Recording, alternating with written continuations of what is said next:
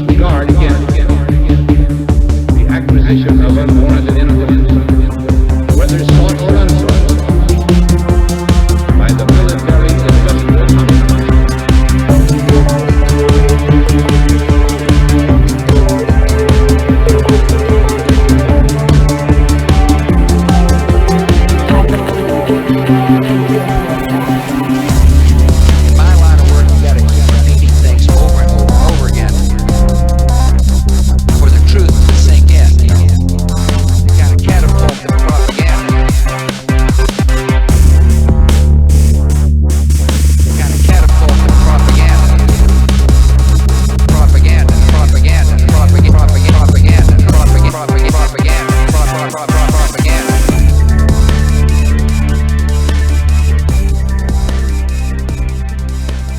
What's up? Another episode of Ripple Effect Podcast. Today we have hilarious stand-up comedian Ian Bagg, who has been on the most recent season of Last Comic Standing, so you guys might know him from that, but he's been doing comedy for much longer. And he also has a Showtime special out. He has an album out, so definitely check out all that stuff. He's been doing comedy for quite a bit. I've been lucky enough to see him live a few times. He's a hilarious stand-up comedian, and it's always nice to meet somebody and, well, meet them via Skype and find out that you're not just a fan of their work, but you become a fan of them as people. He's an awesome, down-to-earth guy, and who took time in his very busy schedule at the moment to talk to me late at night. We talked at 10 p.m. or 11 p.m. till midnight, and I really appreciate him taking time out of his day, and especially when he's doing probably a lot of traveling and he's probably tired as fuck. So I really appreciate him taking time out of his day to be with me, and he couldn't be nicer of a guy. So enjoy the show. We talk about everything and anything from stand-up comedy to politics and everything in between, and hopefully you guys appreciate that from this show. Is just you're going to get a very casual conversation that could go anywhere, and you might have a comedian on and talk about politics, and you might have a politician on and talk about comedy. So hopefully you guys appreciate that. I know it makes the show fun for me and interesting, and hopefully it makes it fun and interesting for the guests, and also fun and interesting for the listeners. So thanks again, guys. I really appreciate it. As I always tell you guys, you can go to our YouTube channel, RV36, or just search the Ripple Effect Podcast, and you can find our video versions of our episodes. So if you want to see me and Ian actually have the conversation visually, then check that out. And I think that's it for now. Also, obviously, the Theory 6 Music Project is a great way of supporting the show. And also rate us on Stitcher and iTunes and YouTube and any place you can rate my content. Definitely do that. That always helps with people finding the episodes and finding the show. So that'd be very much appreciated. So I think that's it. Thanks everybody who's been contacting me on Facebook, Twitter. I definitely remember and appreciate all the fans and listeners who hit me up. And it's definitely not forgotten. It's definitely appreciated.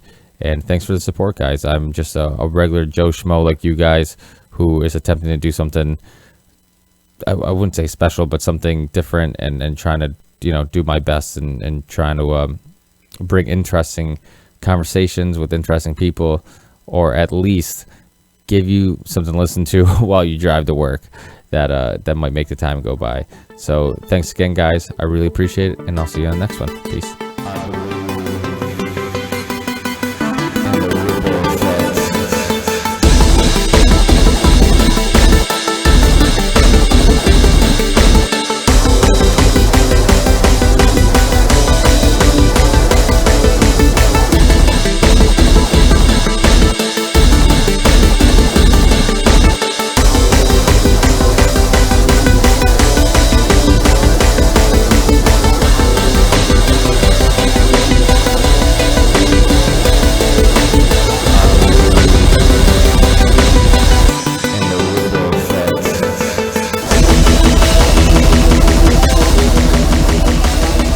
Thanks for having me, bud. No, thanks for being on, man. I'm a huge fan. I've seen you at the Funny Bone some years ago in Hartford. I live in Massachusetts, so it's not. Really, the Funny Bone's probably the best comedy club nearby, just because obviously it's in a mall, so it's not the coolest location, but it's they always have really good shows there. I mean, I saw Greg Giraldo there a few times before he passed away. I've seen Patrice. I think I saw Patrice O'Neill there. So they you're killing people, buddy. But they always do a good job booking people. They always end up having a good comedian. So it's just one of those places where It's in Well, it's called the Hartford Funny Bone, but it's in Manchester. Yeah, I'll be there in December actually. Yeah, I was just going to mention that because I'm definitely going to be going down there. I just had a child in February. I had my first child. I had a son.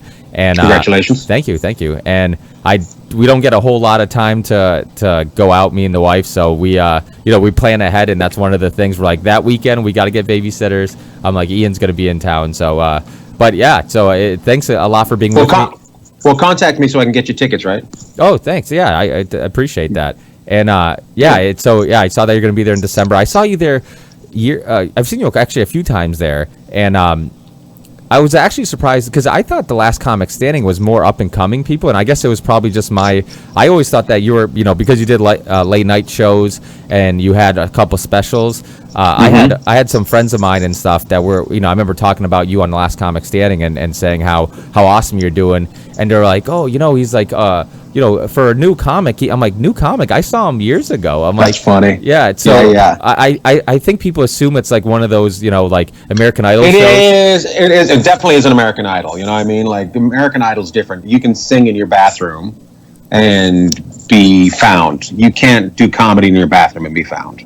You're like, nobody gets good without falling down on stage a bunch, Oh yeah, that's huge. I mean, that's why I think comedy is one of the hardest things, because you get immediate feedback, and the only way you get better is by like you said, like sucking a bunch of times and figuring out what works and what doesn't, and a lot of times you're basically writing on stage, right? Mm-hmm. Well, that I think that's kind of I don't know if they call it generation gaps or new technology or something, but YouTube and Vine have created these kind of I guess internet stars, and they consider themselves comedians, and you're not really a comedian unless you've been on stage, and a lot of them have been on stage, and a lot of them will sell out these theaters and stuff, but they'll go on in front of people that come out to see them from their stuff. You're not a comedian unless you can go on in front of a bunch of people that don't know you and perform. Like, you're not going to go on if you're the splits guy that just does the splits places and do that in front of people, and they're going to be amazed if they've never heard of you. That's part of the trick, is being able to entertain people that wouldn't know you if you were sitting at the table with them. Oh, I completely agree, because even when I first heard about you, I think the first time I saw you at the Funny Bone, I wasn't even familiar with your work, but I looked you up online and I saw your stand-up, and I'm like, this guy's fucking hilarious, let's go see him. And then next time I saw you around, I checked you out again, and there's a couple of comedians like that, because Comedy Central used to have a lot more stand-up on their channel, so it was a great way of me just being exposed to new comedians. I'd see a special from somebody I've never heard of, and I'm like, yo, this guy's pretty good. And then when I see he was in town, I'd go check him out. But now with all the shows, I mean, I guess it's good because a lot of the shows are given to comedians, but I guess Comedy Central really kind of likes that alt stuff right now. It's an interesting thing. They got they got their alt stuff, and then a ton of it. Then they have Daniel Tosh, and then they have Trevor Noah and The Daily Show. And you named two guys that were accused of stealing jokes. Has Daniel been accused? Daniel hasn't. I briefly heard something from I think on the Rogan podcast, actually, they were talking about how I don't know if it was an old, I don't know what joke it was, but then they didn't really get into it too much. But I remember when they said it, I was actually kind of surprised. I'm like, Daniel, really? But I can see how there's a lot of pressure when you're that popular. But that's like the one rule of the comedy. Like, stand-up comedy doesn't have many rules. Actually, they don't have any rules besides don't steal jokes. Don't steal jokes and try to be a good guy. Is that one of the rules? Yeah. A lot of guys don't really get it, because I honestly find most comedians awkward. Is like, I swear that 9/10 of comedians are a little bit Ashburger. Like, they really have a hard time keeping eye contact with people and are fine with a group of people. Do you think that's because of like the type of people who become comedians, or maybe people who are socially awkward and that was their defense mechanism, being funny, maybe? Maybe, but I also think that stand-up is actually something you can do without having any talent at all. If you have the balls to get on stage, that's all it is.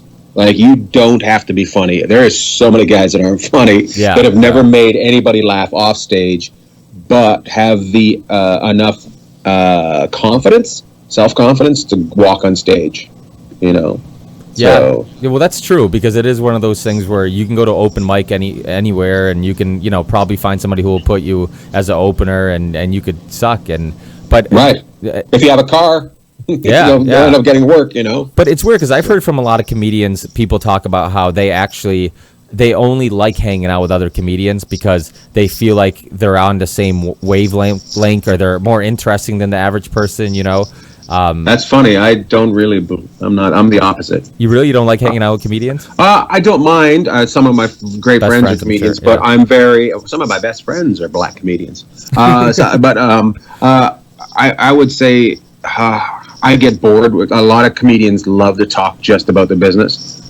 So, and I think what makes you funny is being able to know stuff outside the business, you know. So pay attention to current events, or like just have opinions on whatever, you know. And I can see that, because I have friends that are police officers or whatever, and they don't hang out with other cops because they're like, all they do is talk about cop shit. And he's like, I don't want to talk about cop shit. I want to be right. You know, there's times you want to hang out with cops and talk. You want to you want to go to the union meeting and talk, you know, the beef about being a cop. But, you know, I don't search out comedians to hang out with. So, to be honest with you, being on this tour has been kind of interesting, because I'm on with 4 other comedians that, you know, they've been pretty good about not talking about comedy. And I was told just from the bus driver that last year, that's all they did was talk about comedy. So, I mean, you growing up in Canada, I mean, how did you become a comedian? Because it's like you came up, you were raised in a small town near Alaska, and it's like, I'm sure like there wasn't any local comedy clubs or anything. Like, how did you get exposed to it? How did you know this is the path I wanted to take?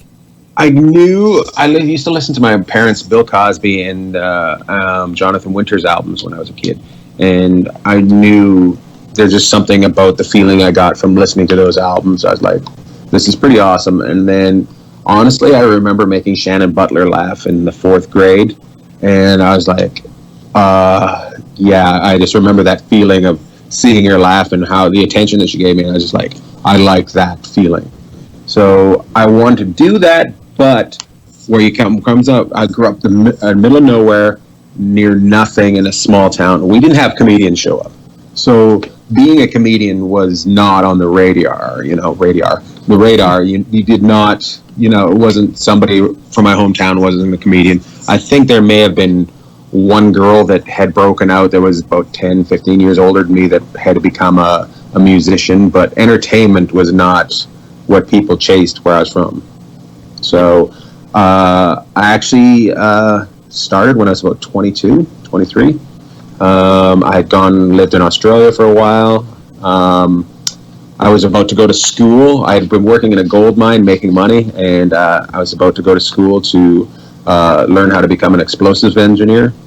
And I decided that I needed to give it a shot to become a stand-up. So I moved to Vancouver and just kind of did research, found a comedy club when I got there, found found out about their amateur night, went and seen an amateur night, went and seen a regular show, and they were having a contest, so I went back and did the contest, and I was so oblivious to everything. I thought if you didn't win the contest, you couldn't become a stand-up. So I didn't win, but the manager just happened to come up to me and he said, you should come back next week.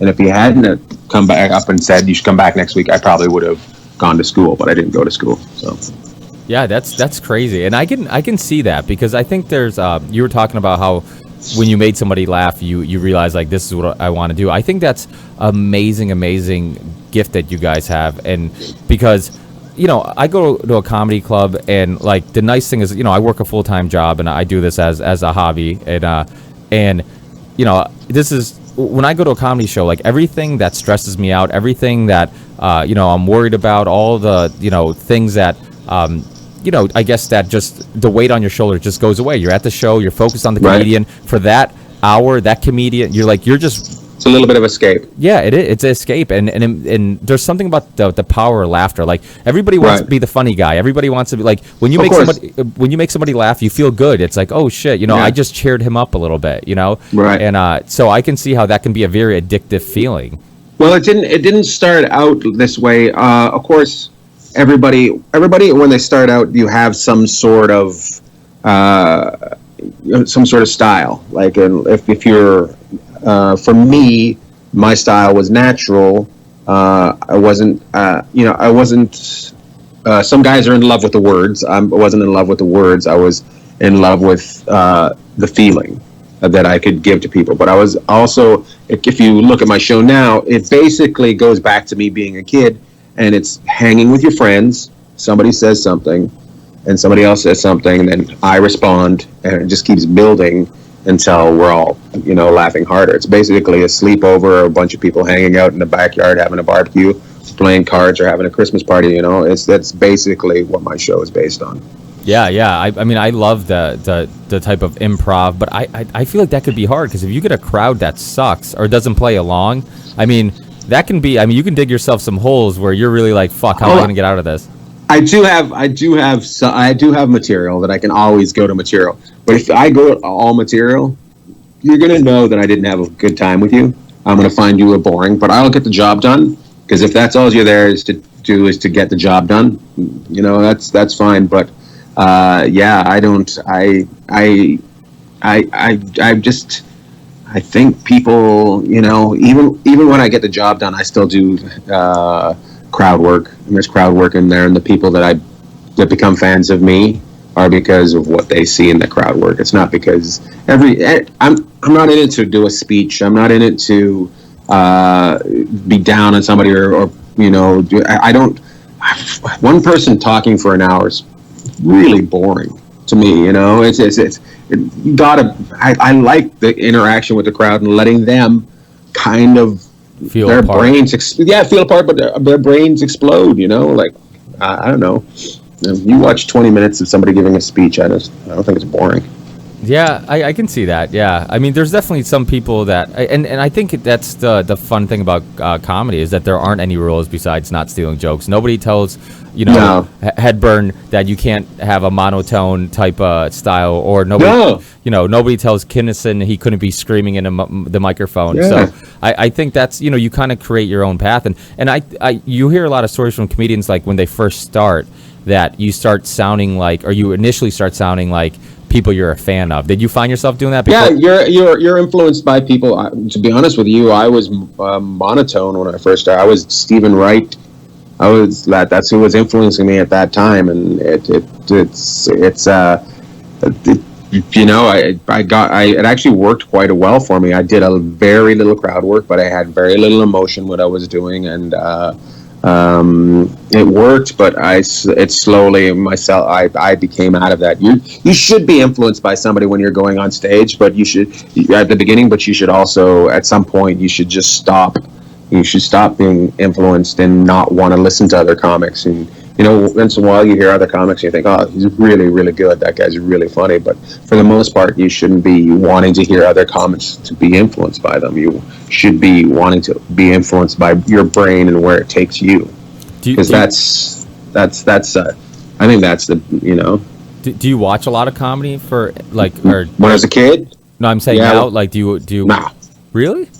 And it's like I feel like we're in like the golden age of comedy. Like, there's so many good comedians out right now. I guess it's to be honest with you, it's kind of maybe a dick thing to say, but I think it's pretty honest. I would prefer to meet somebody as themselves and never see their comedy and judge what they do. I would love to be a friend with somebody and stumble across their comedy because we're friends and be able to make my decision on their comedy, and on our friendship, on them as a human outside of stand-up. Because if I see your stand-up before I meet you as a person, I'm probably that's which way I'm gonna lean towards whether I like you or not. So if the comedy sucks, you think it might influence you? Yeah, because I think honestly a lot of it, I think I think most comics are we're basically Tang. So on stage we're just the crystals, and then for the rest of our life we're watered down because nobody wants to just hang out with that much, crystallization the whole time. You drive people nuts. So I would like to think that every comic has a lot of themselves in their show. Yeah, I mean, so you just did a show. I know you're on tour right now, and you just did a show today.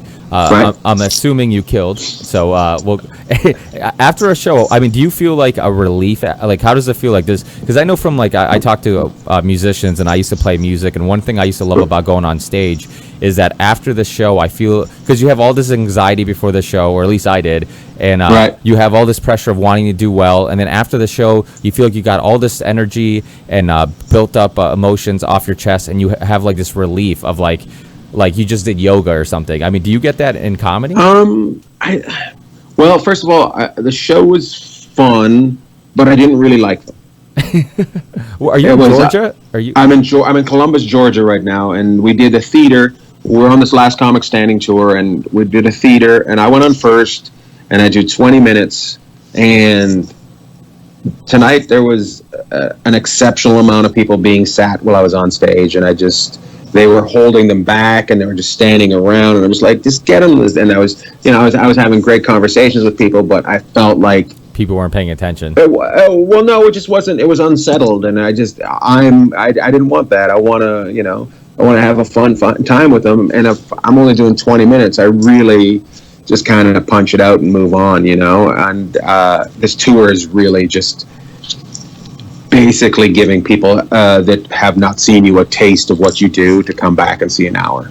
Yeah. So I think I've really enjoyed the tour. I've really had a great time. I've met some wonderful people, and I've had some amazing shows, and I've had some good shows, and I don't think there's been one bad show, but I think there's been good and there's been amazing. That's it.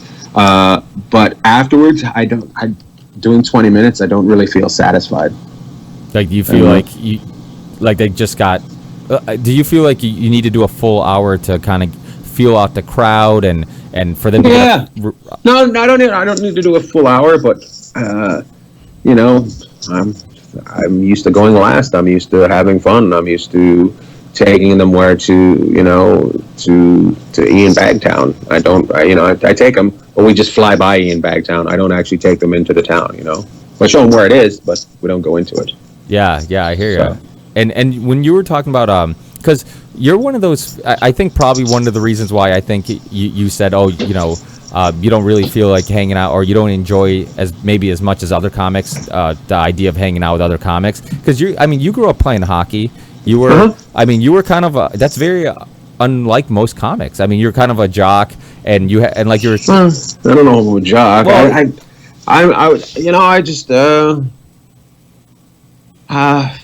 because I'm not a huge fan of. There's a lot of cliques in comedy. Yeah, I'm sure. And it's very high school, and I like going home to my wife. I like hanging with our dogs. I like going and seeing our friends. When I don't have time, when I'm done doing stand-up, I like to let my mind break away from stand-up. So when it goes back to stand-up, it's an addiction. Like, it is an addiction. Stand-up is an addiction for me, and I want to itch when I'm not doing it. And sometimes hanging out with comics makes you itch to get away from them. And I'm not saying every comic. And I'm not saying all of them. I'm just saying, as a group, I probably wouldn't. If you came to my Christmas party, there's probably going to be about 5 stand-ups and probably about 25 normal people. Yeah. I can. And we do have a Christmas party every year, and it's pretty fun. and I mean, that's probably a good thing, because you can't really miss anything if you're around it all the time. I mean, I have a buddy who plays basketball overseas, and he's constantly playing. I remember the first time he went overseas to play, when he came back home, I'm like, yo, you want to go play ball? I'm like, just pick up. And he's like, no, dude, I'm not, for 2 weeks, I'm not touching a basketball. He's like, I am so sick of it, and I can see how that's probably the same thing. Your whole life is consumed with comedy, that having that relief away from it will give you that itch when you do get back to it, and that excitement. Mm-hmm. Yeah. My wife, I'll be home for a week and a half, and she goes, it's time for you to go back on the road. She knows when I'm itching to do comedy. She knows that I love her very much, but she knows that You're missing it. Yeah, she knows that I have a girlfriend named Comedy, and I love it. You know what I mean? So, yeah. I hope it never stops. Like I hope that I do this until I'm 80. Yeah. I mean, it's funny because it's like, I feel like if you really enjoy doing stand up, then it's like, you really don't have to retire. You know, you can. No, Bob, I'm blanking, Newhart and what's his face, Dom, Rickles. So, you know. Yeah. It's just you go. I think you go forever. I think it's just, and those guys itch for it too. They don't have to do it every night, but they don't have to retire. You know. Yeah, and the thing about stand up is that, like you were saying before, there's a difference between somebody who's good at stand up and somebody who's famous for other shit and then goes on stage, sells out a place, and then they suck. Because I've seen. I mean, I don't want to name any names, but I've seen some people that are famous on TV, and you know, you go to see them live, and I'm like, dude, they're not stand-up comedians. Like, you realize, like, right off the bat, like, everybody is here because they're a fan of. They want to look at it. Yeah. They want to look at them. They want to. They don't. Yeah. You're confused why they're even doing stand-up, because you're like, oh, you should just talk about doing the show, because people will be just fine with that. They don't. It'll probably be less disappointed with you trying to tell a joke badly. I never got into stand-up to be on TV. I found, to be honest with you, that after doing stand-up, acting was kind of a necessary evil to make people want to come see my stand-up. So when on this tour, we have to do a meet and greet, and people always ask, well, will you still do stand-up after this tour? And I'm like, yeah, fuck. 3 days after this is over, I'm going back on the road by myself. I'm a stand-up. That's what I do. You know? And like, what are you gonna do next? I go, well, are you going to work tomorrow? We're going to work tomorrow. Don't you know? Yeah, it's funny because I hear a lot about that. How comedians they'll love doing stand up, and there are always people around them saying, "Oh, this is your stepping stone for something else, right? You wanna get your own show, or you wanna," and it's like they don't understand the concept of, no, I actually enjoy doing this. Like, this is what my, you know, what I enjoy doing. This is my goal. I've reached it, and I just want to be the best at doing this. Yeah, that's like somebody becoming a realtor, and you go, "Oh, I guess that means you're going to become a lawyer, huh?" It's really nothing like that. So how much being on the Last Comic Standing? How much of that, and have you seen a huge change in just popularity and to be honest with you, I don't know yet, because we've been on this. The show ended September 10th, and we started September 11th. So I'm guessing by these shows, you think, oh yeah, the shows are full, but that's reality TV, and that's trickery of whatever these people are doing for their promotion. I won't know. I did 1 week before this. I did a weekend in Alaska, and all my shows were sold out there. But you look at it, well, it was Alaska. I'm sure they're not getting that much entertainment. So is that big of a deal? Well, I'm hoping. I've seen some clubs. Some clubs are definitely, that have never approached me before, are definitely now approaching me and saying, let's do something. So, and on this tour, there's been some of the theaters that want me to come back and do their theater on, by myself. So.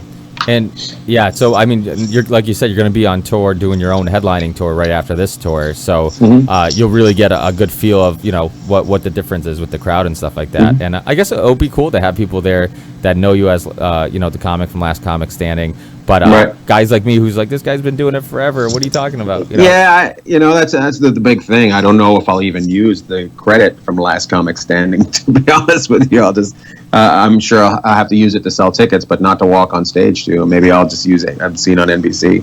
So, because it's, you do it for one reason only, and that was to hopefully have new people see me that never seen me before. And I hadn't really had that, between 7 and 11 on NBC watching community see me before, so I needed it. Yeah, and you being on tour so long, I mean, you were saying you actually enjoy being on tour, and like the road doesn't get lonely, or do you do a lot of drinking? I mean, I know you don't drink. I don't drink, and that's because do you smoke weed? You're from BC, so I know there's weed's huge up there. The style of comedy I do does not suit that kind of stuff. Like, I would love to be able to say to you that I get high every night and I have a fantastic time and I drink, but you know what? I gotta be honest with you, buddy. If I drink, I'm going to need a couple days to recover. If I smoke weed, I'm going to need a couple days to recover. Because if I have to do the show the next day, it is a couple beats behind. Yeah, I was always really surprised to hear how many comedians really drank every night and went on stage, after a couple of drinks. Even doing this podcast, there's days where, I had a couple glasses of wine with dinner tonight, but that was a couple hours ago. But right. even then, I still feel like my brain's not, and especially your type of comedy where you have to be sharp. You have to be, right. You're constantly, and that's one of the things. Do you see that as a challenge? Something, somebody in the crowd will answer one of your questions in a different way, and then you got to be snappy. Do you see that as it almost seems like freestyle rapping, how you have to constantly come up, be creative on your feet and just come up with stuff. And I feel like that, that's really hard to do. I don't ever try to figure out how to do it because I don't want to figure it out and then for it not to be real. So it happens naturally. And from what I can tell, without going into too deep, is when I ask a question, I'm really curious about your answer, and I also make up my own answer as well. That's basically what it is. So, how often do you write? I know you did a CD, and you did a Showtime special, you did a Comedy Central special. Do you retire? Because I know Louis C.K. kind of changed the way things work, because he was doing a new special and completely new material every year. You know what? It's funny that you say that, because I've always said these guys are putting out CDs once a year now. I'm like, I don't really get how they do that. I don't. Louis is a different case, and the fact that a lot of people are chasing that dragon that he does is, I think, weakens some of the product. I think there can be, some guys are doing that new hour, but really there's only 15 minutes in that hour. So what I do is I do write every day. It's not traditional. I see something and I bank that, and then I may write about it that day. I may write about it the next day, but it'll be banked. And I don't sit down and write. I just think about things and come up with stuff, and then just kind of work it out on stage. And then also, my big way of writing is I'm an information junkie. So I'll be looking at 3 to 4 different just different news services and different types of information services. So I'll look at news from around the world on, Australian news, European news, Canadian news, American news, as well as, ESPN, as well as Canadian sports, even though I'll try to look at soccer just to, so you have a little bit of information. So if somebody says something to you that they do this, you can have a little information about what they do. There's nothing more exciting to somebody when they say, I'm a so-and-so, and you go, oh yeah, I know what you're talking about. And they're like, they didn't expect you to know what they're talking about. But then sometimes I throw it the other way. They'll have a big word and they'll use it, and I'll just say, what is that? And they're excited because they actually get to explain, but you know what it is, and then you can just start teasing them a little bit about it, right? So it's having information about something really helps the way I do stand-up. Yeah, and you keep up with current events, and obviously because a lot of comedy comes from stuff that's happening in the news, because people love to hear jokes about shit that just happened. And oh yeah, and do you ever see yourself maybe? Do your politics ever come out in your comedy? Once in a while. They do. I can't say that they don't, because they do. Because I do, I do say stuff. And if you follow me on Twitter, I piss people off all the time on Twitter, where I'm way more political than I am during my show. Because, how we talked about earlier, I want you to be able to escape. I don't want it to be a fucking... your head hurt because you have to think about who you're going to vote for, but the way I do politics on stage is more just that you can't tell which political side I'm on, because I'll mock both sides. So, and is that conscious? Are you attempting to okay, well, I don't want to single any group out, so I'll just kind of play? No, No, I just don't. Or do you think both, like I do? I think both sides are fucking ridiculous.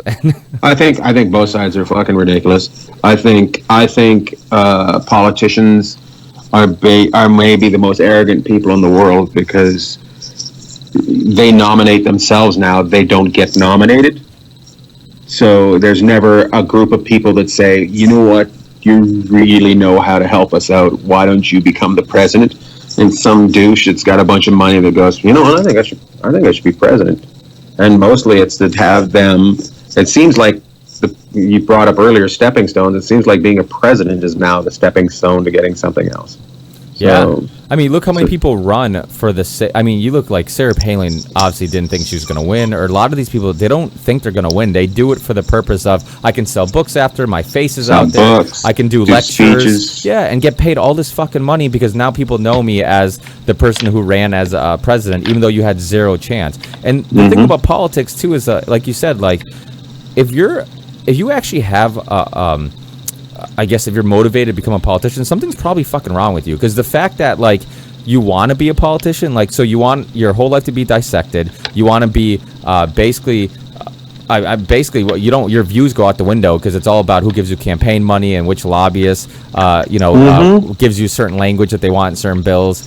And yeah, so I mean, I don't know. And being from Canada, and now, I mean, you live in California now. I mean, what's your opinion on, like, so the difference in politics, like the fact that you guys have universal health care and is that something? Because I mean, to be honest with you, healthcare, I'll narrow it down to, and this, who knows, this will probably come back and bite me in the ass if people complain, but I really think healthcare and religion go in the same thing, because churches used to own hospitals, and now churches don't own hospitals; they own property.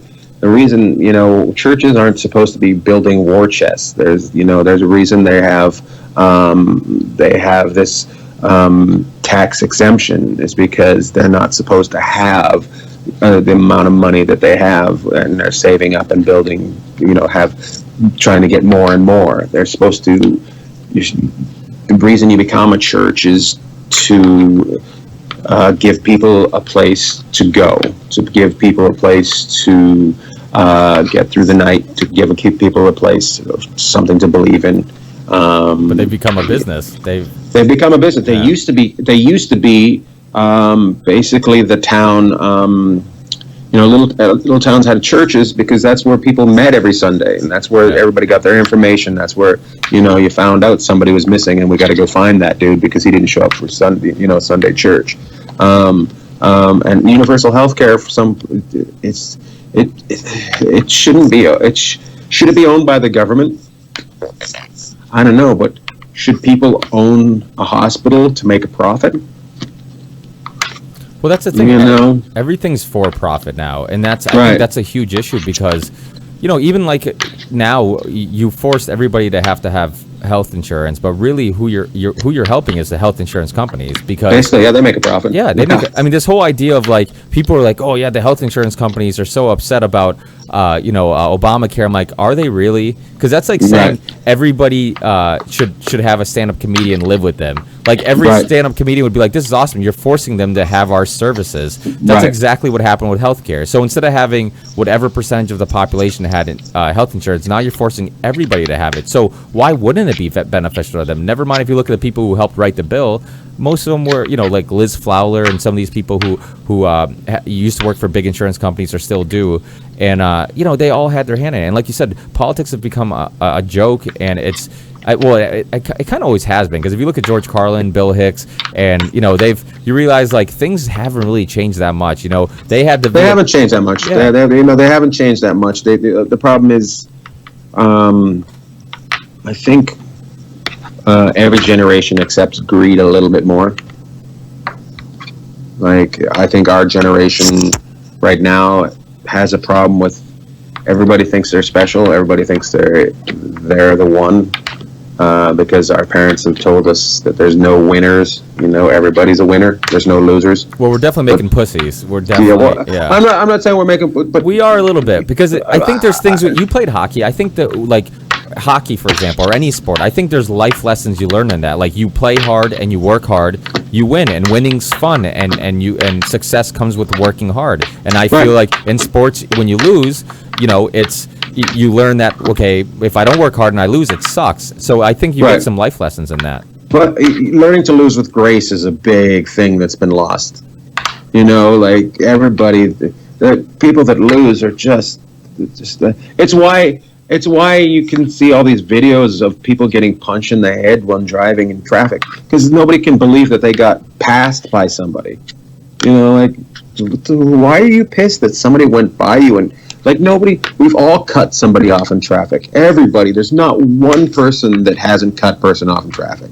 So the fact that people get road rage over it is insane. Like, if somebody's cutting everybody off, maybe call the cops. Maybe, like, hey, this guy might be drunk, or this guy might be diabetic and fucking, about to crash his car. It's just, how dare you? How dare you come near my car? Not, I wonder if that guy's okay. Nobody. I don't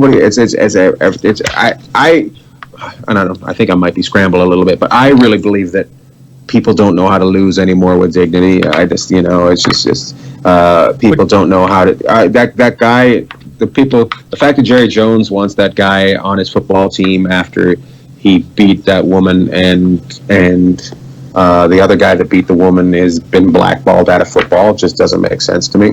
I'm like, if you're going to throw it across the board, people that beat women probably should all be treated the same. Yeah, but don't you think it's all just for PR? Because you look at Michael Vick, obviously what he did was fucked up, but like you said, there's people who has harmed humans, which I think humans still trump animals. And Michael Vick got crucified for what he did, and it was all because of the pressure from PETA and all the animal rights people, and they were extra hard on him for that reason, because of all the extra social pressure. And even worse, the fact is that comes from a part of society and that actually fight dogs. There's white people involved, and there's black people involved, and there's Latino people involved, but there is a group in society that is actually a sport. They crucified Michael Vick, but they never actually finished crucifying that sport. They just kind of let that slip out of the limelight. Nobody, at some point somebody will be caught again, and probably it'll be in the NFL fighting dogs. Yeah, because it's still there. We haven't gotten rid of it. But I think that's my point. I think that's kind of the point I was trying to make, was that their intentions weren't pure. They weren't doing it because they actually wanted to put an end to the sport. They were doing it because they just wanted to publicly look good, because it's like, oh, look, of course, yeah. And I think that's a huge issue. And and that's the problem, is that it is all for PR, and it's all like, the only reason they would be hard on one NFL player is because of social pressure. Like, at the end of the day, the NFL is a for-profit organization, even though it's a tax-exempt non-profit organization, which is fucking hilarious. It blows my mind. Yeah, it does blow my mind. It blows my mind that they build those stadiums and then they don't make any money off them. Like, the people, like, they don't have any taxes on their parking. They don't have any tax on them. All right. Yeah, and they want the locals to do it, and then they'll threaten to leave. They'll threaten to leave if they don't help build another one or make it bigger or whatever. You got to start letting them leave, because I don't know if everybody's noticed, but most cities that have lost a team get another team.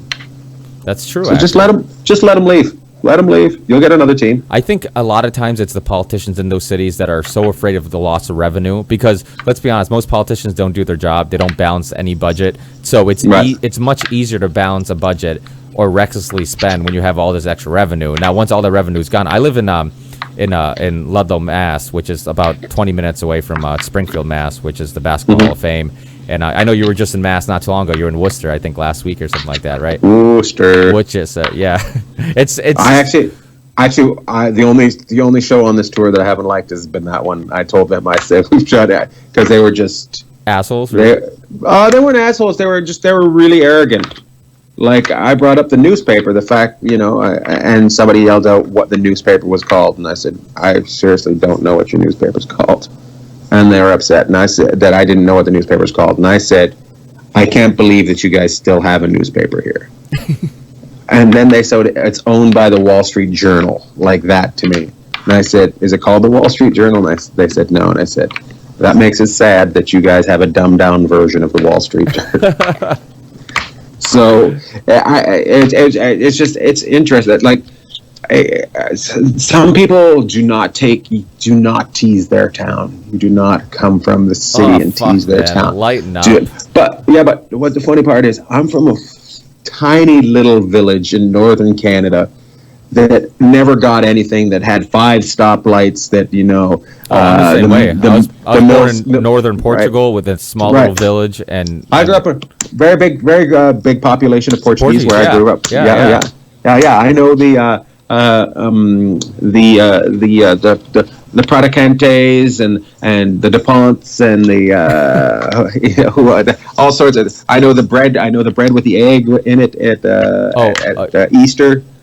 Bread with an egg in it.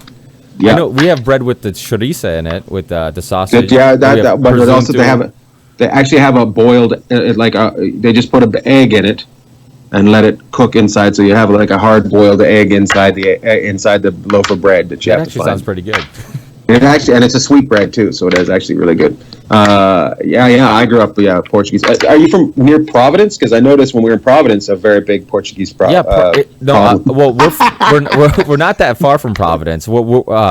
Springfield, Mass is kind of. I mean, we're kind of equal distance from Worcester and Hartford. Like, it's kind of about 30 minutes either way. We're more west. We're west of Worcester.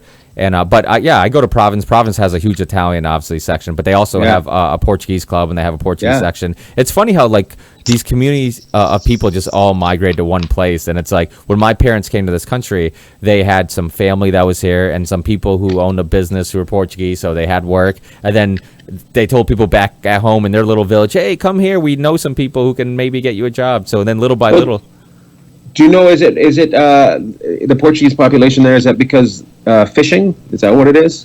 You know what? I've always wondered, because we're not that close to water. I mean, we're Western Mass. You know, we're not Eastern Mass. Right. I mean, it makes sense if we're all in Boston, because because obviously Portugal is surrounded by water, and fish is a huge part of our diet and stuff like that. But yeah, I always wondered why this spot. But we have the second biggest, I believe it's like the second biggest Portuguese festival in the U.S. and in our town in Ludlow, and it's huge. We have people come from New York, Providence. I know New Jersey has a huge Portuguese parade too. They have a huge Portuguese population. It's funny because I always joke with my friends. I'm like, being Portuguese, and most Portuguese people are very proud of being Portuguese and stuff like that. And this show gets downloaded in almost every country except Portugal. That's really funny. It is. That's really funny. It's like, support me, motherfuckers. Like, help a brother out. Nah. Joey Cavero, we can't help you out. Yeah, I'm sure you probably had a lot of Santoses, Gonçalves, Gomes, a lot of De Souzas, a lot of the common Portuguese names. Cavero, Carvalho. Peter. I'm trying to blank on him. Brito Dermaderos. He just sold my parents a car. I know he was Portuguese. The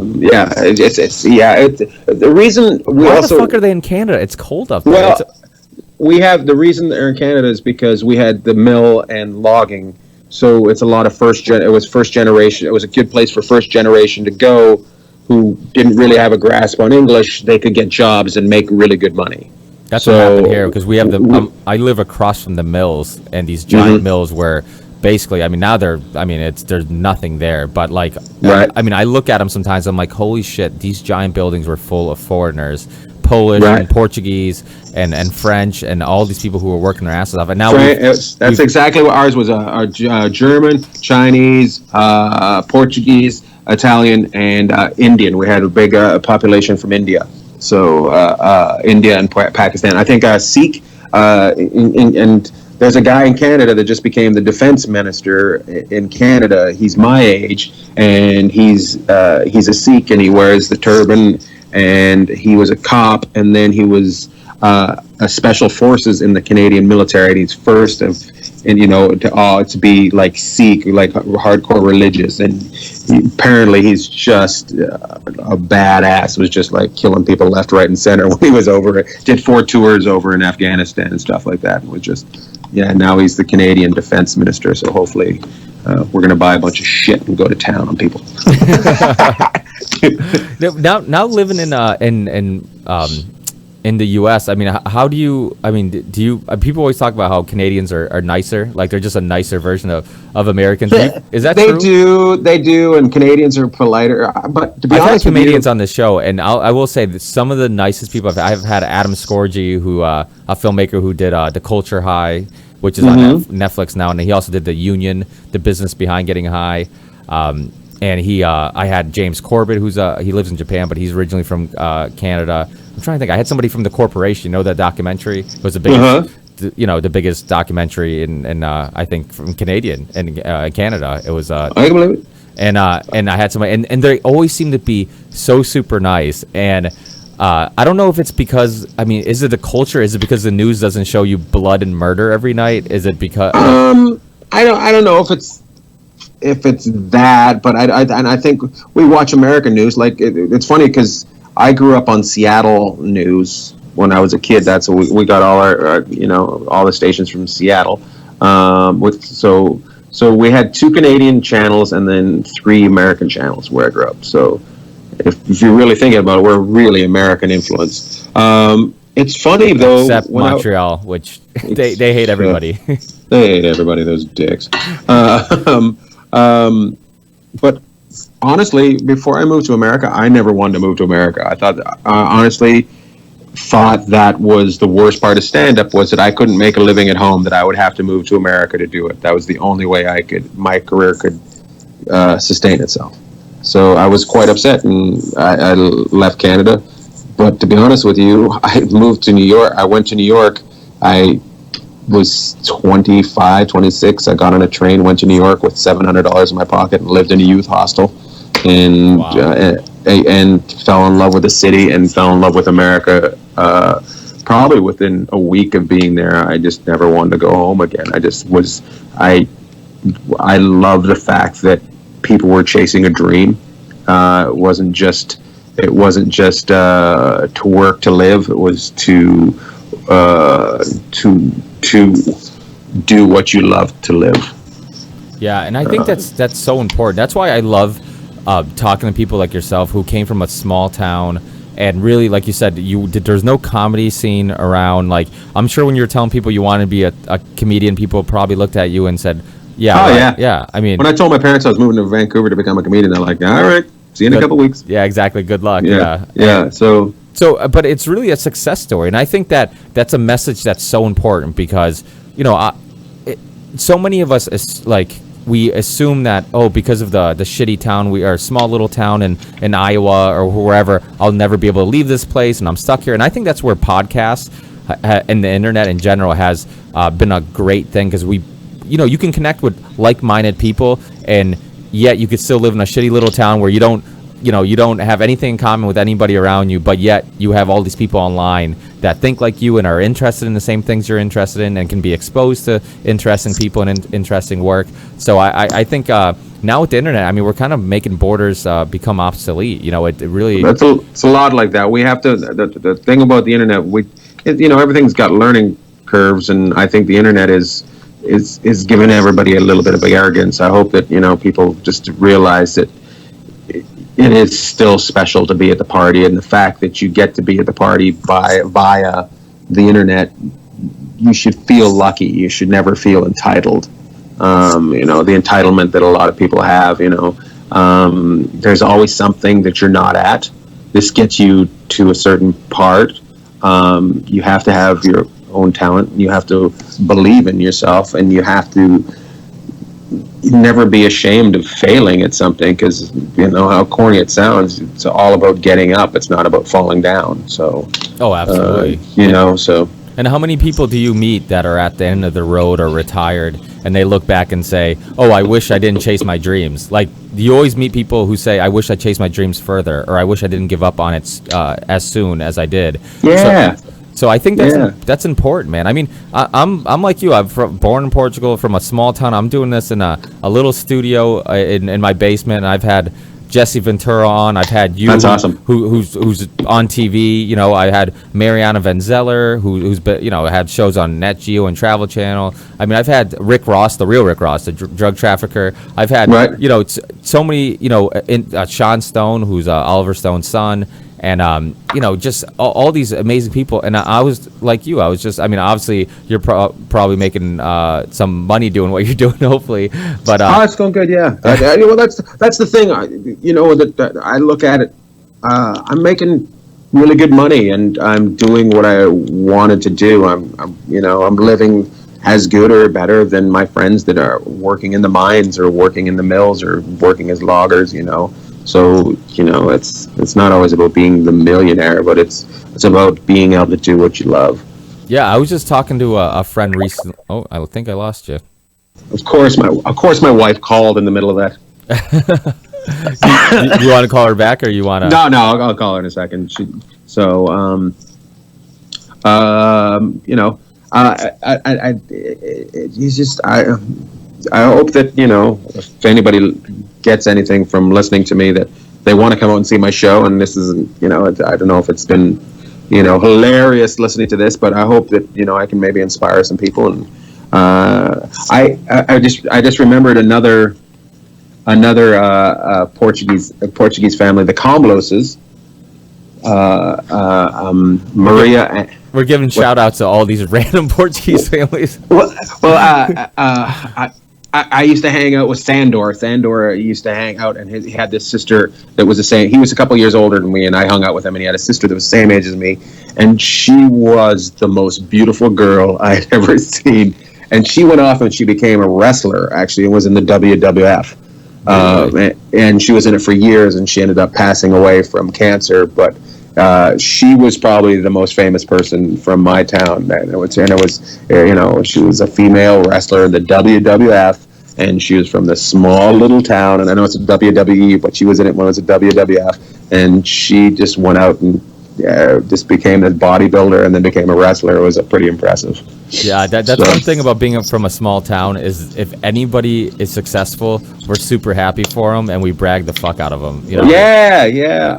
I wish, honestly, my town was more like that. They're a little bit of they call it I can't remember something puppy. It's an Australian term where they enjoy you until you get they enjoy you getting there, but as soon as you get there, they don't enjoy you anymore. You know, they enjoy you while you're a puppy, but as soon as you become a dog, they're like, Well, I hear a lot about that. Like musicians and comedians, they'll go back home and they expect all their friends they grew up with to be super excited for them and want to come to their shows, and like nobody gives a fuck, and they're just like, I don't get it. I go somewhere else and I'm beloved, and and then at home, like I had I don't know if you're familiar with the metal band All That Remains, but Mike Martin's from Ludlow, the guitarist, and the band's from local, all the members, but Mike Martin's from Ludlow, and he says the same thing. He's like, he can walk around, you know, Ludlow and nobody recognizes him, and he's from this town,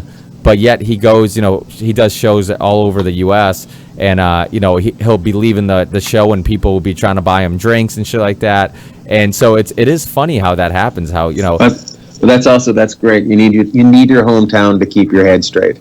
Yeah, you know what I mean? You kind of need that. You need them to go, yeah, it's just fucking, it's Queerno from down the street. Who cares? You know? Yeah, there's probably something to that. Because I mean, how does your wife? Is she a fan of your work, or is she a? Yeah, I think so. I hope she. Yeah.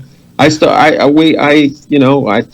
make her laugh, and she makes me laugh, and I think we have a good relationship that I'm aware of, but her family also comes out and sees shows and stuff like that. So, well, the reason I ask is because sometimes I'll be really excited about having, like, you know, I was just telling my wife when I booked you, I'm like, oh, you know, Ian Baggs is going to be on, you know, we saw him live, no, and she's like, yeah, dinner's ready, you know, and so it grounds me where I'm like, dude, if I was ever famous, my wife would fucking make me feel worthless real quick. That is real funny, because my wife will either have me take out the garbage or do dishes. If I get a little too cocky, she's like, you need to come back to earth. Why don't you do some dishes? So that's hilarious. Yeah. But I won't hold you up too much longer because I know that it's been late. You put in some work tonight, so put in some work, and next we got to jump back on the bus in about an hour. So oh damn! Thanks a lot for being with me. I really appreciate it. I've been. What are you kidding, buddy? What's that?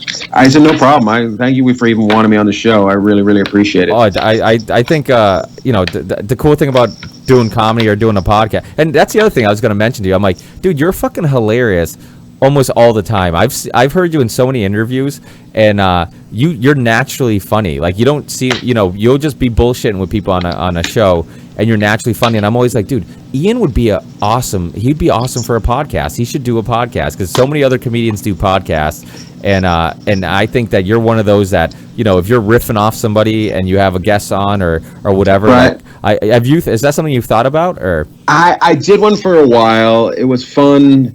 I kind of burnt me out. I'm thinking about doing just like a 60-second Dear Diary, just instead of having a diary, just Dear Diary, today this is what happened. Kind of like Bill Burr does on like Monday mornings. What does he do? Does he do for his 60 seconds or? No, he goes longer, but he it's just like I forget what it's called. It's like Monday morning, and he'll every Monday morning he'll put out a podcast, and it'll be like a rant. Like he's just talking about all the things that piss him off or whatever's on his mind. And I just kind of like that. Now that I know he does that, maybe I won't do it. But I just kind of wanted to do it 60 seconds of whether it be me crying or me happy or me joking around, just trying to put it out there. Well, I think Brian Callen, you know who Brian Callen is? He has a podcast. Well, he does multiple podcasts, but one of them, I think it's like the 60-second podcast or like the 120-second. I mean, it was something like that where it's the same thing. Him and two other comedians just basically like make fun of each other and just like it's just really silly for like a short. I like on Daniel Tosh once they had Greg Hahn's podcast. and it's just him and Matt Fultron. He just asks the one question. He just asks the one question. He answers, yeah. And all right, it's been another episode. Just makes me laugh. Yeah, because Fultron, you've been on his podcast a few times. Yeah, I love going on his. I would say his is the closest that I have to a podcast because I'll just go on every so often and I have a great time with him. I can see how it can, if you want to focus on touring and stuff like that. I can see how it can become work. It can definitely. I'm just not that tech savvy. Well, it doesn't take much now. It's like you really don't. Famous last words. You could take, yeah. I mean, just a laptop, GarageBand, and you can just do strictly audio and upload it pretty easily. But I'm sure if somebody showed you how to do it, or if you're ever interested in want any advice, let me know. I'll be more than happy to help you out with anything. Cool, man. That'd be awesome. Make sure you contact me for tickets, okay? I definitely will. Thank you. I'll definitely be at that show with the wife, and I'll be really excited. Hopefully, I'll get a big group of my friends down there, and I'd love it, man. That'd be awesome. We'll go support you, and so I'll put links to all your website and your Twitter and all that stuff on in the show notes. And thanks a lot, Ian. I really appreciate it. Thank you, man. And also, if you could just mention that. Anything you want to mention? My Showtime special is on Hulu now. It's called Ian Bagg Getting to Fucking Know You. It's a couple years old, but it's finally on the Hulu, so people can watch it. Yeah, definitely check it out. It's fucking hilarious, and thanks, man. And I think a lot of people who probably saw you on Last Comic Standing didn't know that you already had a special that was awesome out. So if you want more of Ian, definitely check out his special, and you have tons of videos online too, and you have a bunch of hilarious skits, and I mean, it's just really happy for you, and it's always awesome to meet somebody who's so down to earth. Who, thanks, man. And came from a small town and now is, like you said, you get to do something you love and make a living doing it. So I think that's everybody's goal. So it's awesome to meet people who do it. It's pretty funny that just talking about my nuts is paid for me to do everything. So, yeah. Well, thanks, Ian. Get some sleep, and I'll see you in Manchester. Hopefully, in December. We'll see you in a couple weeks. Thank you so much. Thanks, Be Ian. good. Take care. Tell your wife you're a star. Thanks. I'm not sure brother. She's going to give a shit, but I'll tell her. Yeah, perfect. Then she's a good wife. Thanks, Ian. Good luck with the rest of the tour. Thank you so much. Yep, thanks. Bye.